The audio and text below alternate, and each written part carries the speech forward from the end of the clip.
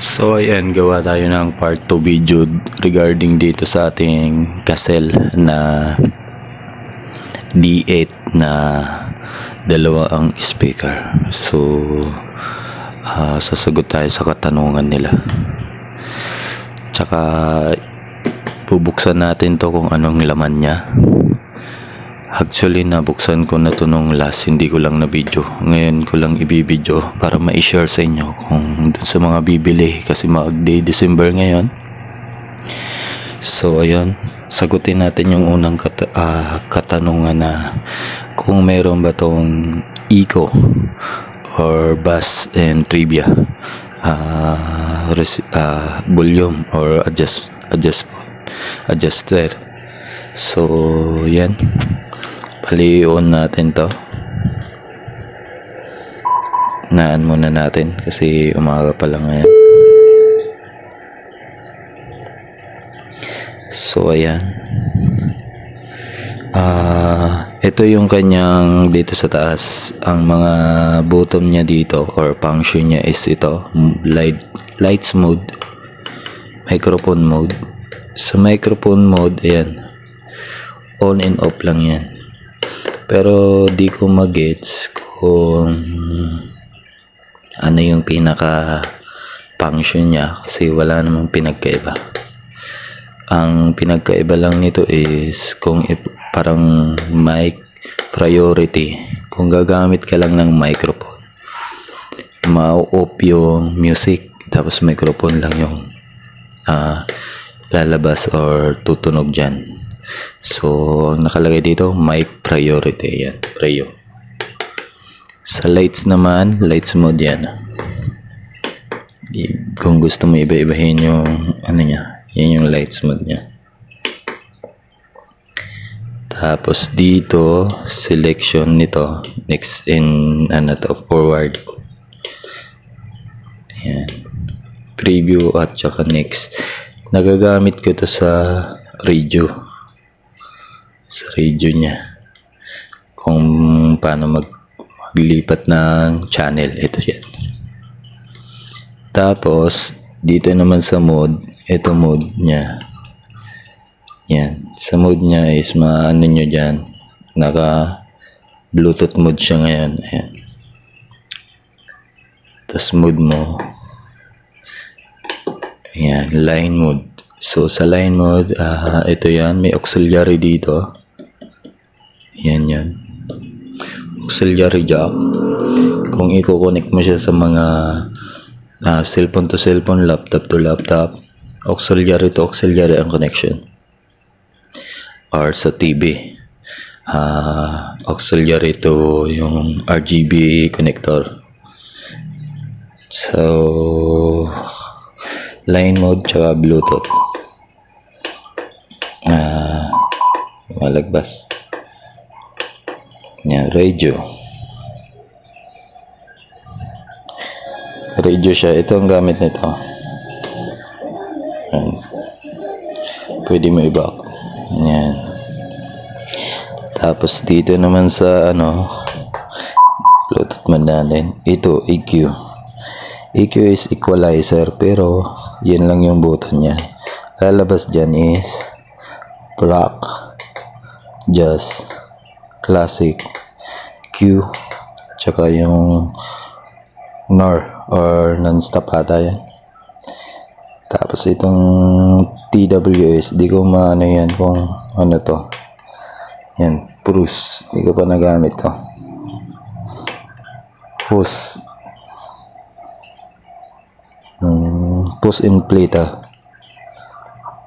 Yan, focus mo tsaka i-play mo. Kung magkakaroon ka ng event na yung stop dance, pwede dito. Ito record, di ko pa na-try itong record na. Siyempre ito master volume niya para dito kasi pwede ka naman mag volume sa cellphone mo pag nakakonect yung Bluetooth mo. Yan siya hanggang 32. Tapos ito power button, DC jack na 9 volts yung power adapter niya. Sa guitar niya, sa microphone 2, microphone 1, auxiliary jack, SD card at USB. So sa katanungan kong durable, matagal naman siya, siguro mga 1 year na to sa akin. Okay naman siya. So ang gawin natin, i-open natin siya. So ayun, hindi pa natin matitest to patugtugin kasi medyo maaga pa. Maya natin subukan patugtugin. Pero magbabase lang yung tunog kasi nito. Hindi ito magbibigay ng actual na music niya. Ang ano nito is siyempre nakabase siya sa microphone ng ating cellphone. So yung gamit nating cellphone is Realme 5 Pro. So sa tingin ko okay naman yung microphone built-in ng cellphone na to. Pero hindi siya totally actual na yun yung tunog. So ayun, baklasin na muna natin to. So ayun, ipapakita ko sa inyo yung laman nitong Castle D10 D8. So ayan, ipapakita ko sa inyo yung laman nitong Castle D8 na 2 times. So kaya tinawag to na D8 kasi yung speaker niya, yung size ng speaker niya is 8 inch. Tapos may 2 times kasi dalawa yung speaker niya na 8 inch. So ang unahin natin baklasin dito is yung takip nitong speaker niya. Papakita ko sa inyo kung anong laman. Yan yung screen niya. Tapos yung kanyang, ayan, meron siyang foam na manipis lang. Tapos tabi natin to. Yan yung LED lights niya. Kaya siya may foam para yung reflect ng ilaw kumalat. Kasi yung foam natin is medyo transparent naman yung kulay niya. So ito yung pindutin natin yung lights mode niya. Yan. Yan yung lights mode niya.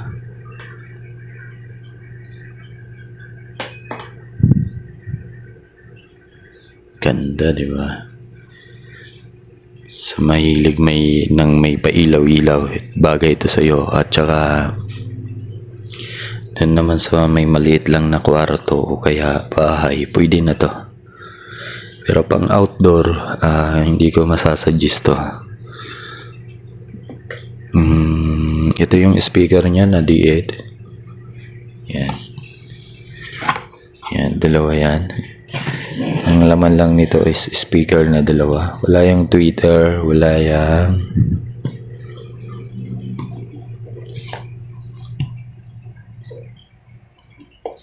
may hole dito para sa base to. Ito, check natin kung tweeter to kasi may harang. Buksan natin yan mamaya. Ito muna sa taas. Since nakita nyo na yung speaker dito sa taas. Actually, nabuksan ko na to nung last kasi may ginawa ako dito. Nasira kasi to, ginamitan ng power supply or power adapter ng laptop. Ito dito. Ginamit namin sa Christmas party to sa trabaho ko. Ginawa ko, sabi ko, pasuyo naman palagay nung power adapter ng speaker kasi lubat na siya. Tumutunog kasi ito pag lubat, nagtututot siya. Tutut. Ang ganun. Kaya ang ginawa, magkatabi yung power adapter ng laptop tsaka nung nitong speaker. Ang ginawa niya is sinaksak niya dito yung power adapter ng laptop. Yung laptop is nasa 19 volts to 15 volts yung power supply niya. Kasi kaya magkatabi yun kasi ginagamit ko din yung laptop virtual DJ para siya yung makakonect dito. Tsaka doon ko ilalaro yung mga music. Doon ko papatugtugin sa laptop. sa virtual DG na application. Since yun, nilagay nga niya dito, sinaksak niya. Ako naman may ginagawa ko kaya nakisuyo ako. Tapos umusok to bigla. Yan. Umusok siya. So, anong nangyari, ginawa ko, nirekta ko na lang muna para may magamit kami. Ito yung kinabit ko dyan, resistor na 5 watts, 1.5 ohms. Yan.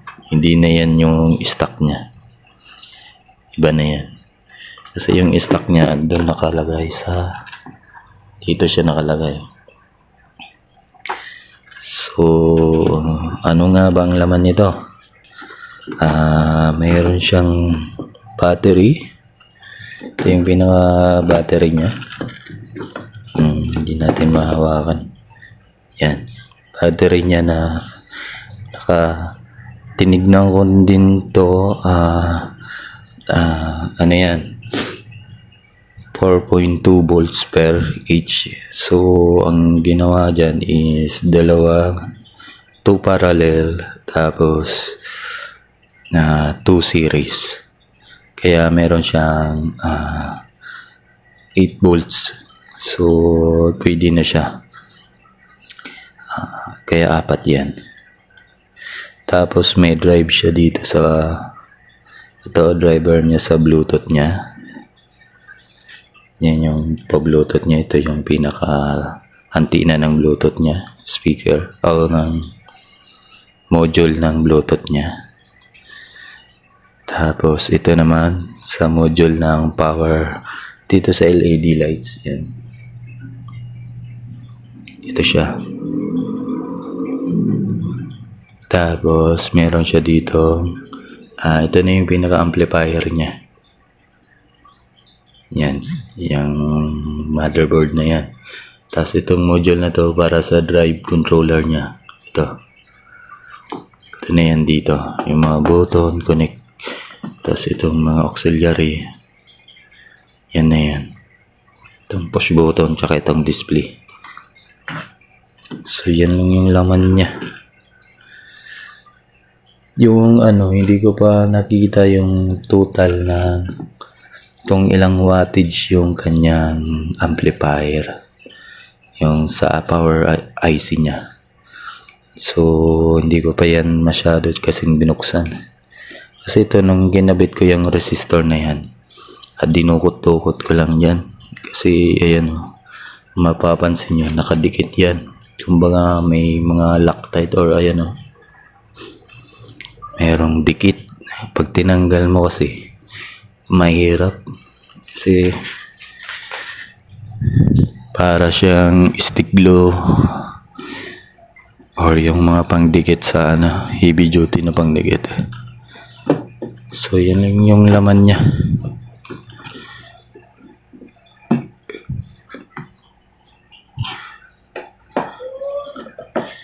Ito, titignan natin to kasi sa tingin ko nito is nasa around 300 to 150 watts lang to. Buksan natin yan.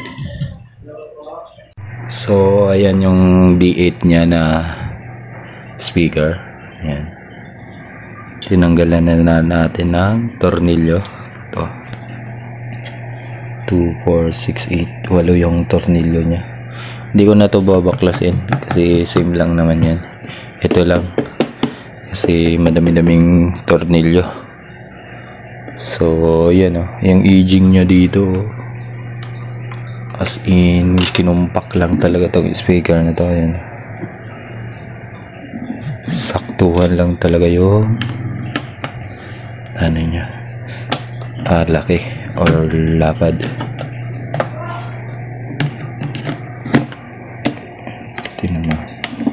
Dito yung lights strip.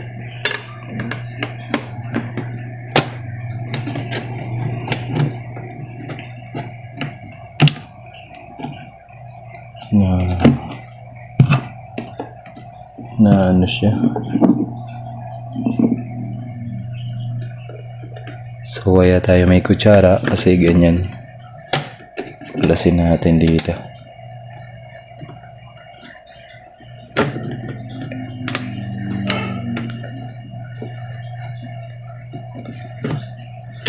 Kailangan dalawang kamay.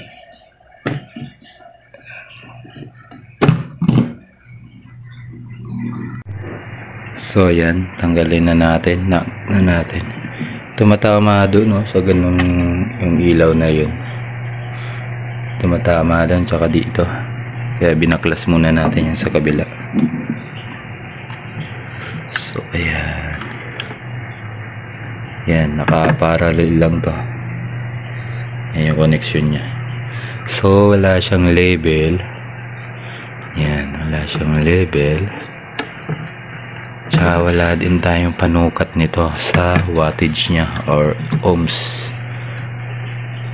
kasi yung analog tester natin nandun sa office, kasi sa office naman yun. So try natin sa digital natin kung ilang ohms to.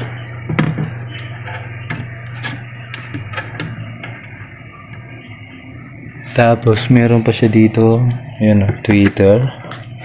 Ito, itong hole na to, yan.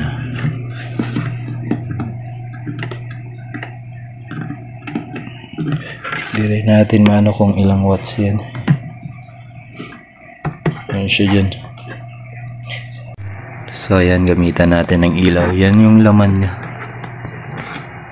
Oops. Yan. Yan yung Twitter. Yung isang speaker pa.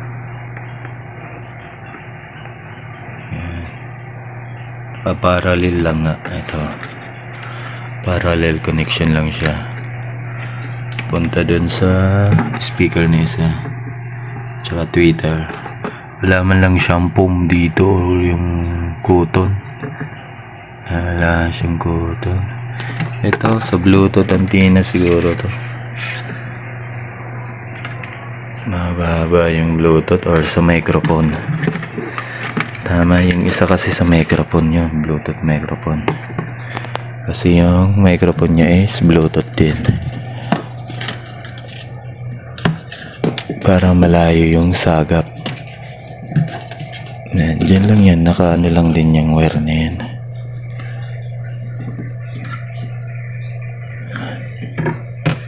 Kung nahihinaan kayo sa bus nito, so palitan nyo siya ng speaker. Marami sa Shopee na D8. So I think mahina nga yung bass nito kasi yung bass, kasi yung speaker nyo ganyan yung design. Yung sa Shopee may pang bass talaga, yung may pa ganun. Hindi ko lang na ano kung anong pangalan nung ano niya, nakalimutan ko na. Tinuro lang to sa school yung mga parts niyan, since hindi naman natin to naging line, nasa IT tayo kaya kalimutan na natin yan. Pero marunong ako mag-rewind nito noon, kaya alam ko yung per parts nito dati, nakalimutan ko lang ngayon. Yung ngayon, speaker, spider, coil, tsaka itong takip na to, kalimutan ko, may mga pangalan to eh. Yan, spider na yun, oh. Yung kulay brown, spider yan. Tapos yung laman nito, coil. Tapos may ano yan, 4 ohms tsaka 8 ohms yung binding ng coil. Sa pag-rewind nga dati, alam ko din yun. Kaya lang, hindi natin natutukan yan. Maganda ding business to sa pag-rewind ng mga speaker tsaka pag-repair. Pero ngayon, marami na ding mura sa Shopee ngayon na speaker, bili ka na lang. So yan lang yung laman niya. So ayan, ititest natin siya sa digital tester natin kung ilang ohms yung speaker na yan. Pero hindi accurate to kasi andyan nakakonect pa yung mga wire, nakaparallel din siya dito. Kasi hindi ko natatanggalin yan, wala pa tayong panghinang dito. 4 ohms oh.